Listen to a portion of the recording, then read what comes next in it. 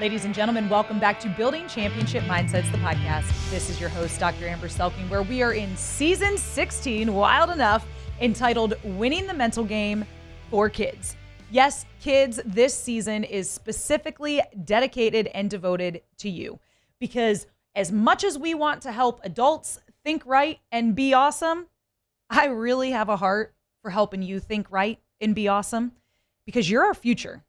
And the reality of it is, you are under some hard constraints. It would be tough to be a kid today with so much pressure in the world and social media and decisions and things you guys have to learn really early. And so my belief is that I can help you win your mental game for you. Not for your parents, not for your teachers, not for your coaches, not for me, for you. Because you're the most important thing in your world.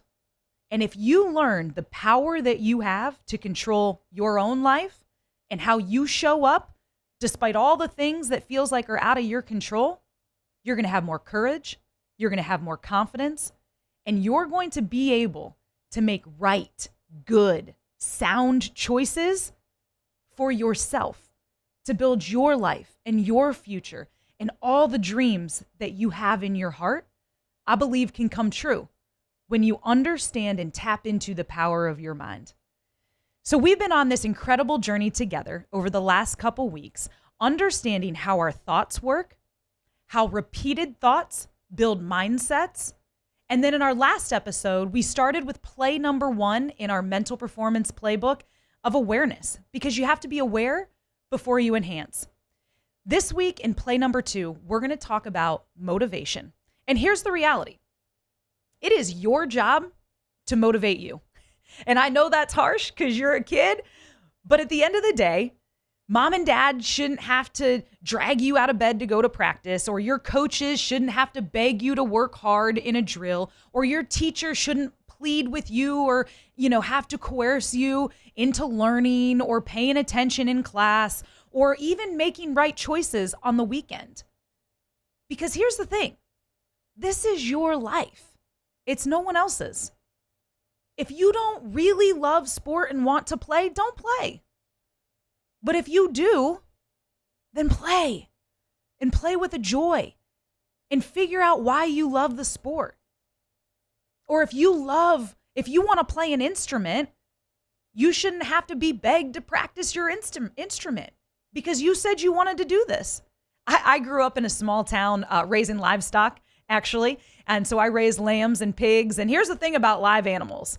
They are dependent on you to live, and they have to eat, and they need to eat twice a day. And so that meant I had to get up before school and make sure I went to the barn, fed my animals, and do that every night as well. And my mom made it very clear to me, we have these animals because you want them.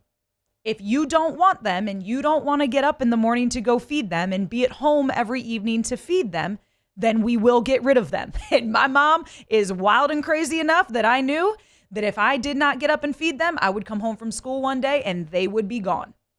And so I just want to encourage you, this is your life. What do you want? How can you motivate yourself? In our book, Winning the Mental Game, we break every one of these plays down very deeply with more keys to help you understand it, more and deeper science behind all of it. But for us today, I want to talk about one specific element from a motivational standpoint that we know can help us motivate ourselves even when we don't feel like it. And this is a very important thing to understand about motivation. Motivation is not a feeling, okay? Motivation is a choice. We're going to talk about confidence in our next episode, and we're going to learn that confidence is a choice too. But motivation, people want to feel motivated. And some days we do, right? Some days we're super excited. We can't wait to get to school. We can't wait to get to practice. We can't wait to do whatever it is, the things that we do. But some days it's hard. Some days we're tired. Some days we're sore. Some days we're a little bit stressed out because we have a lot of school and we have a lot of stuff going on. And on those days, motivation is just about making the next right choice. And so one way that we can help motivate ourselves is by setting goals. I actually had an entire class in my PhD program about goal setting and motivational theories, right? And goal setting was a huge part of that. So I want us to learn how to set goals. And why goals are motivating is because goals help us direct our time, energy, and attention. I had a dream and a goal of playing Division I college soccer when I was in 5th grade. I think that dream started. And then, it wavered a little bit through, but I knew I wanted to play college sports. And then it was solidified in 8th grade. I knew I wanted to play college soccer. And so guess what? That organized or aligned my time, energy, and attention. Everything I did, everything I ate, everything I drank, everything I didn't drink, all the training I did, all the parties I chose to not go to, all the weekends I wasn't with my friends because I was away at soccer tournaments, none of that stuff. I never felt like I was missing out because I was so driven by my goal. And guess what? People told me I couldn't do it. I'm too little, right? I'm almost 5'3", so which isn't super big for a college soccer player, particularly a center midfielder, which I play. I'm from a really small town. And then I had a dream to go to the University of Notre Dame. And then people really told me I couldn't do it because nobody from my town had ever gone to Notre Dame. I wasn't even Catholic. My faith is really important to me, but I'm non-denominational.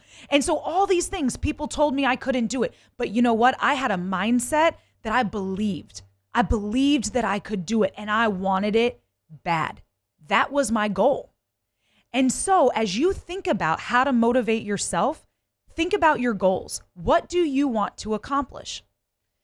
Every week we talk about having championship mindset training, things that you can do to build this aspect of the mental game into your life.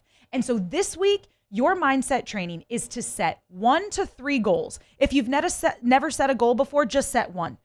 But if you have, or you've been thinking about this, I want you to set 3 goals. And so let me just use mine as an example because I want you to do something unique with your goals that most people don't talk about when we talk about goal setting. I want you to set your outcome goal, right? In my case, it was play college soccer, play Division I college soccer. That was my outcome goal. But then I want you to set 1 to 3 process goals. These are kind of sub goals that if we focus on will help us accomplish our outcome goal. So if my outcome goal, right, was to play Division I college soccer, here were my process goals. I don't want to drink, right? I want to find a strength coach that can help build my body. And I need to find the best club teams in my area to play on. And so those were 3 goals, sub goals that I had that helped me accomplish my Division I college soccer dreams.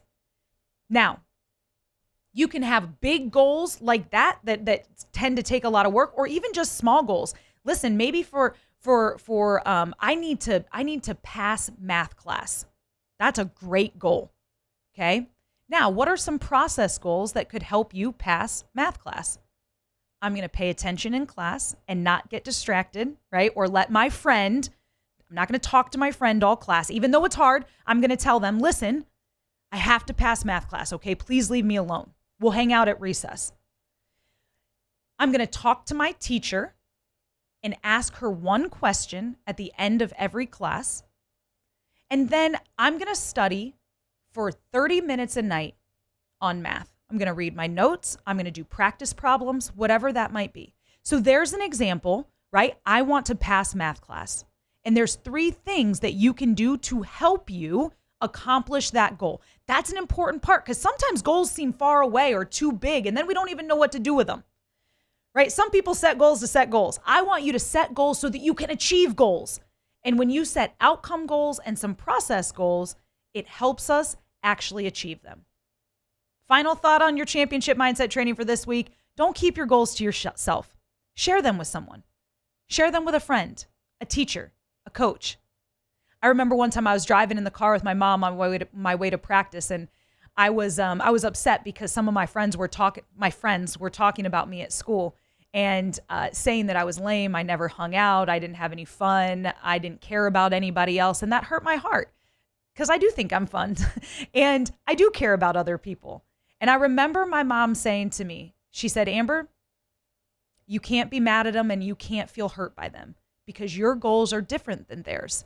So your life needs to look different than theirs. My heart still hurt a little bit, but man, it gave me the courage and the confidence to continue on that journey. And that's my hope for you. Listen, if this stuff is interesting to you or you'd like to learn more, check out our website, www.selkingperformance.com. You can find additional articles. You can find links to our book, Winning the Mental Game. You can find all of our social media platforms at Champ Mindsets. But if you have a question or you'd like a one-on-one performance coach, right? We have an amazing team of performance coaches, or like a keynote address, even for your organization, please reach out to me directly, Dr. Selking at selkingperformance.com. I also love to hear stories of how this podcast is impacting your life, your relationships, your performance. So feel free to send those to me as well, or tag me on social media and let me know how that's going. Thank you so much for tuning in today. You've been listening to Building Championship Mindsets, the podcast. This is your host, Dr. Amber Selking, and from the locker room to the boardroom, I just want to challenge you to continue building your championship mindset.